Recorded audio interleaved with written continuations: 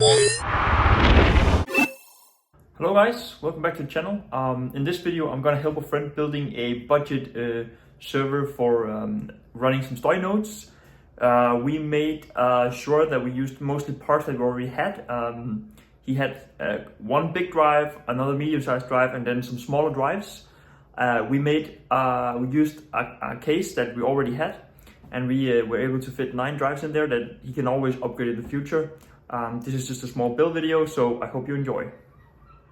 Now, as you can see here, we have some drive caddies that we're going to mount into the case. This is going to be done in a janky way, but hey, it's going to work. We also have some RAM. This is going to be 16 gigabytes of dual channel RAM.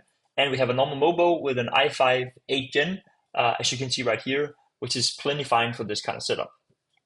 For the power supply, this is one that we actually went out and bought. My friend wanted a gold one to save on the power, which I can understand. So we got a Seasonic 650 watt gold one with plenty of cables. The gold rating will help keep the wattage down, give a better efficiency, and reduce the power costs every month. So here we are screwing in the fans on the case, just to make sure we get some decent airflow for the hard drives. And we are then gonna install the motherboard. We are also installing the RAM. And as you can see in the video, we already installed the power supply.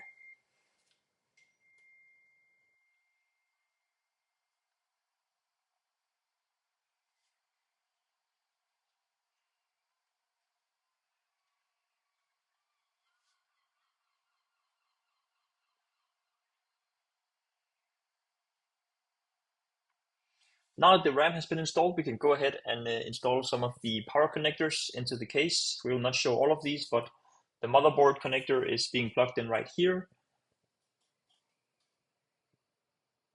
And as you can see, the whole build is slowly coming together. We also put the mounts on for the CPU fan.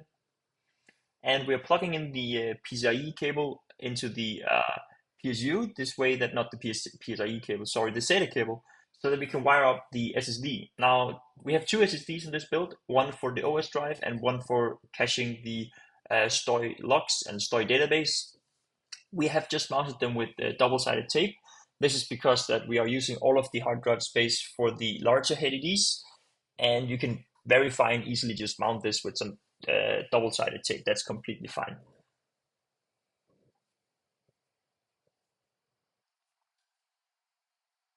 Alright, so after having mounted these SSDs, we were actually ready to boot up into Windows. The whole system had been put together. We just kind of filmed some highlights of it. But as you can see right here, it has been looking quite good. Everything is up and running. And hey. Right here you can hear us cheering. We are very happy that the system is booting, which you'll be able to see on the screen right now. Success. So we went ahead and put in 3 of the drives just to get stuff up and going, and went ahead and connected them just to see if we had some signal coming through.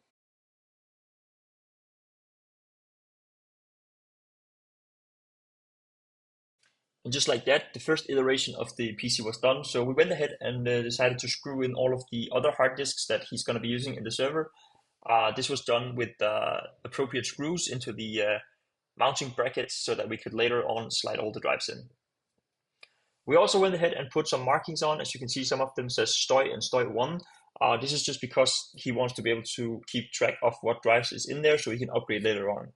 But as you can see, the HBA has also been installed. Every single drive is up and running, and the whole system is booting with all the drives connected. All in all, this has been a great budget build for a Storj node. Alright, so just like that, we made a budget server where all we had to buy was the power supply, and then all the rest of the stuff we actually had laying around.